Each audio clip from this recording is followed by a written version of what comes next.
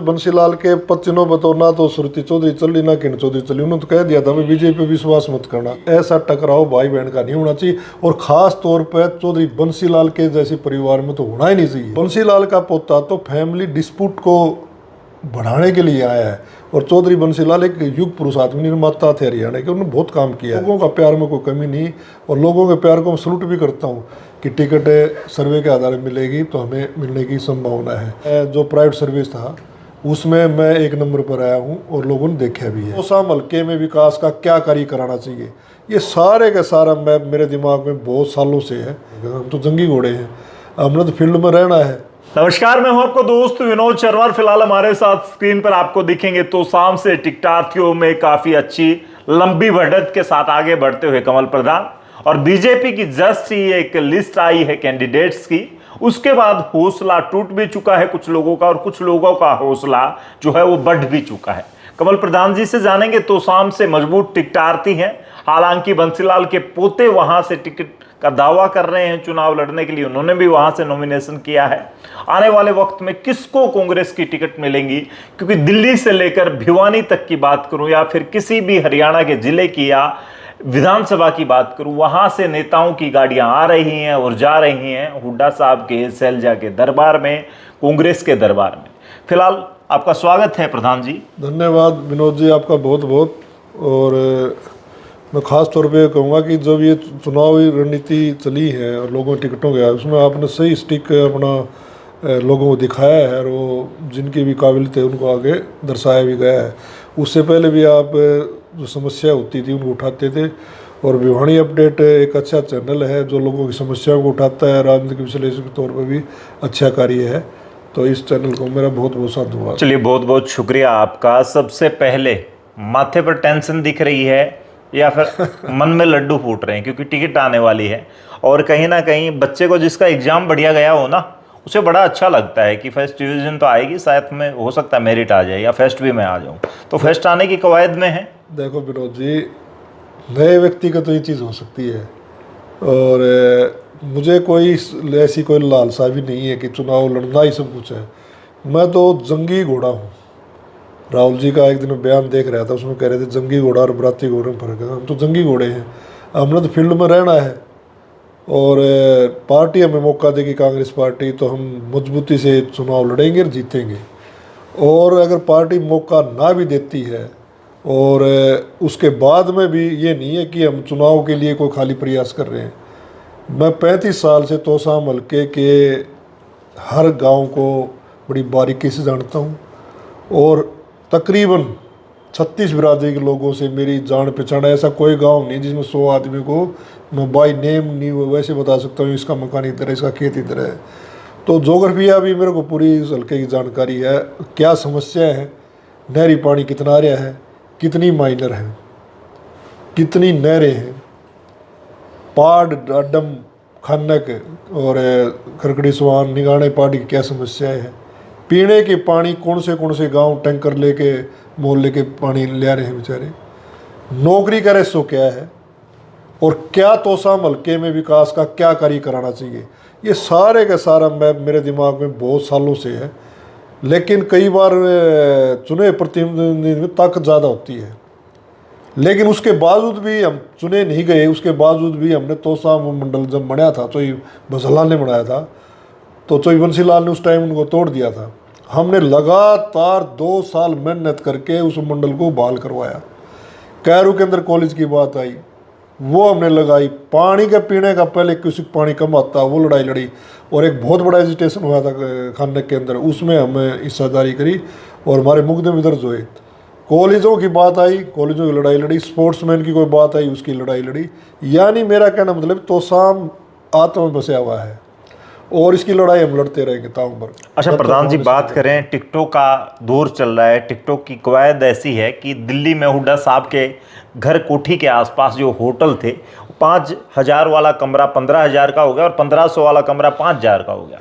वहाँ पे इतने सारे टिकटार्थी कांग्रेस के, कमाल हो गया ये तो हरियाणा में। तो उस दौड़ में कहाँ शामिल है? सर्वे भी चल रही थी। इसके 2 कारण हैं विनोद जी। एक तो 10 साल का शासक जो देखा है बीजेपी का, तो आम जो जन है वो बड़ा त्रस्त है किसान भी, मजदूर भी, नौजवान भी, जितने भी हमारे वर्ग सारे त्रस्त हैं और कांग्रेस पार्टी की तरफ देख रहे हैं।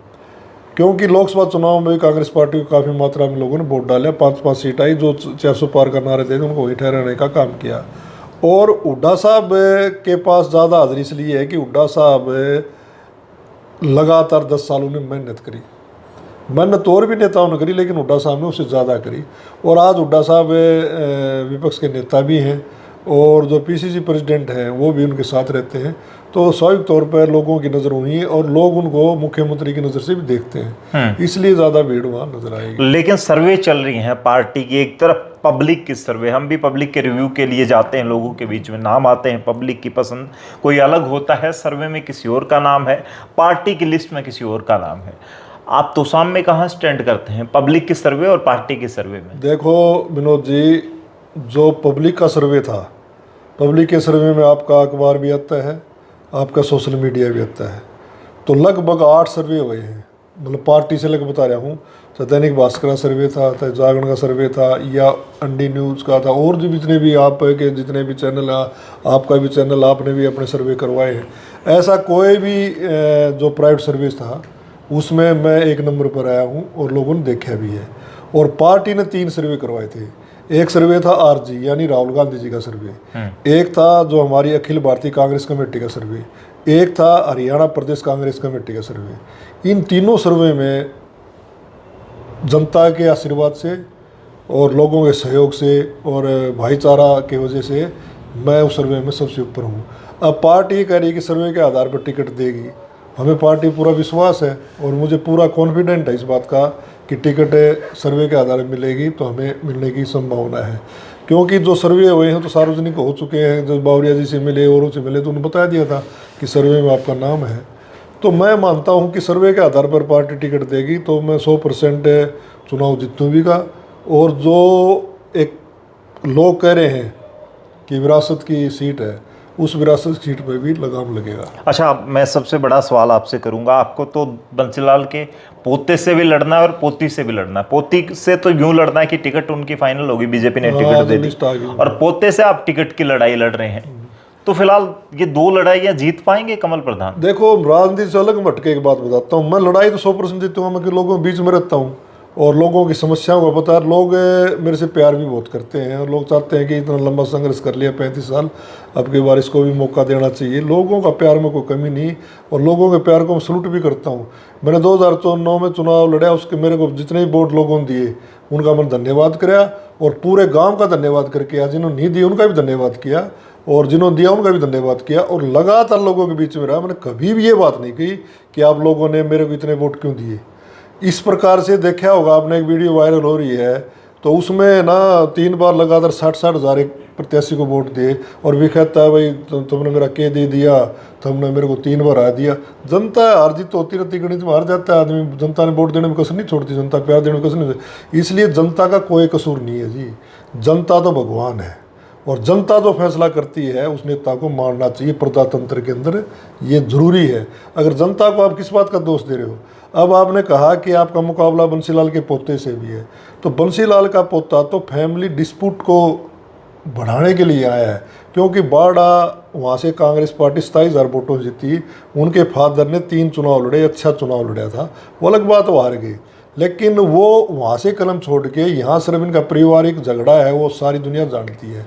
लेकिन मैं तो एक बात इसमें और ऐड करना चाहता हूँ विनोद जी, तो बंसीलाल ने जब हरियाणा विकास पार्टी बनाई उसके हिस्सेदार हम भी थे और हमने बहुत काम किया विकास पार्टी के लिए चौधरी बंसीलाल के नेतृत्व में। और चौधरी बंसीलाल एक युग पुरुष आदमी निर्माता थे हरियाणा के, उन्होंने बहुत काम किया है, लेकिन उन्होंने अपना निशान लड़का लड़की का चुना, भाई बहन का चुना था। और ये लोग क्या उस निशान को सार्थक कर रहे हैं या उस निशान का मजाक उठा रहे हैं? चौधरी बंसीलाल को 4 निशान मिल रहे थे, उसमें उगता सूरज भी था और 2-3 निशान और थे।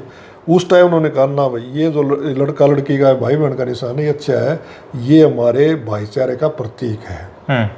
तो मैं मानता हूँ ये जो चुनाव होगा, बाई चांस तो मुझे तो पूरा यकीन है टिकट मेरे को मिलेगी या मेरे दूसरे साथी किसी को मिल सकती है। अगर परिवार के में मिल गए तो ये दुर्भाग्य होगा। लेकिन परिवारवाद तो बीजेपी भी बड़े दावे करती थी। आज इंद्रजीत की बेटी को मिल चुका है, आज श्रुति चौधरी को टिकट मिल चुकी है, ऑलरेडी कई ऐसे मैं नाम हैं परिवारवाद की बात नहीं कर रहा। परिवारवाद भाई किसी डॉक्टर लड़का डॉक्टर बनता, राजनीति बनने कोई दिक्कत नहीं है, मैं ये नहीं कर रहा। मैंने को परिवार आमने सामने की बात कर रहा हूँ। आमने सामने जब परिवार होता है तो भाईचारे का क्या संदेश दोगे आप? कल ने आप चुने प्रतिनिधि बन जाते हो, लोग आपको चुन लेते हैं और एक परिवार का झगड़ा हो जाएगा तो आप कहते झगड़ा मत करो भाई आपस में। कल वो तेरे मुंह नु कह देगा कि तुम तो कल तो हम शांत खुद लड़ो थे भाई बहन। तुमने जब कौन देखा परिवार, जब आपने शांति क्यों नहीं देखी, जब आपने भाईचारा क्यों नहीं देखा? तो ये मेरा कहना मतलब है भाई, मैं तो राजनीतिक पार्टियों से अपील करता हूँ और सभी से करता हूँ कि ऐसा टकराव भाई बहन का नहीं होना चाहिए, और ख़ास तौर पर चौधरी बंसीलाल के जैसे परिवार में तो होना ही नहीं चाहिए, जिनका नाम आदर्श लोग लेते हैं। ये बात तो फिलहाल क्या कुछ लग रहा है? जनता, तोशाम की जनता, आपने बता दिया सर्वे में नाम आपका चल रहा है या फिर उन्होंने अलग अलग सर्वे, पब्लिक ने अपने अलग अलग राय रखी है। तोशाम की जनता यहाँ पर किसको जिताना चाहती है? किरण चौधरी दावा ठोक चुके हैं सीएम को बुला के, वो कह रही है मैं यहीं से जीतूंगी, मेरी बेटी जीतेगी, यहाँ हमारा गढ़ है। तोशाम कब जीत देगा? पहली बात तो ये है कि चौधरी बंसीलाल के पच्चीनों बतौर ना तो श्रुति चौधरी चली ना किरण चौधरी चली। उन्होंने तो कह दिया था मैं बीजेपी पे विश्वास मत करना। चौधरी बंसीलाल ने शराब बंद करवाई थी, एक बहुत अच्छा कार्य किया था। बीजेपी ने उनकी सरकार बीच में तोड़ दी। जब चौधरी बंसीलाल ने कहा था कि भाई बीजेपी विश्वास नहीं करना, तो किरण चौधरी ने जाके उनके असूलों के साथ तो वो समझौता कर ही लिया। और ये जो अनिरुद्ध है ये ऐसे कर रहा है कि 25 साल तक इस हल्के को संभाला नहीं। वो विरासत पहले भी संभाल सकते थे भाई, पहले क्यों नहीं आए आप? अब परिवार में आपका झगड़ा है, आप सड़कों पर ले आना चाहते हो तो अच्छी बात तो है नहीं भाई। हाँ, आपके पास कोई विकल्प ना हो, आपके पास कोई रास्ता ना हो तो आप टकराव करो, हम तो यही कहते हैं। मैं फिर भी कहता हूँ, अगर कांग्रेस पार्टी का मैं सच्चा सिपाही हूँ और कांग्रेस पार्टी के लिए हमने बहुत काम किया है और चौधरी भूपेंद्र हुड्डा पे पूरा विश्वास है, राहुल गांधी जी पे पूरा विश्वास है कि वो न्याय करेंगे और जो सर्वे की रिपोर्ट है उसके हिसाब से फैसला करेंगे।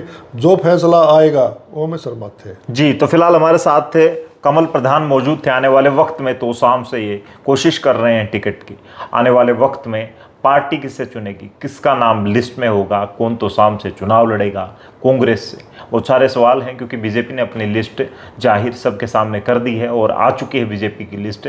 कांग्रेस का इंतजार है कब तक आएगी और उनमें नाम कब होगा, कमल प्रधान का होगा या नहीं होगा, बहुत सारी बातें हैं। आप कमेंट में लिख दें। और आपको कितने मजबूत लगते हैं कमल प्रधान या दूसरा जो कैंडिडेट है तोशाम से कांग्रेस को कौन जिता सकता है या फिर बीजेपी ही जीतेगी? बहुत सारे सवाल हमारे दिमाग में जो आप कमेंट के माध्यम से लिख सकते हैं। इस वीडियो को शेयर करें। तब तक के लिए धन्यवाद। राम राम, जय हिंद।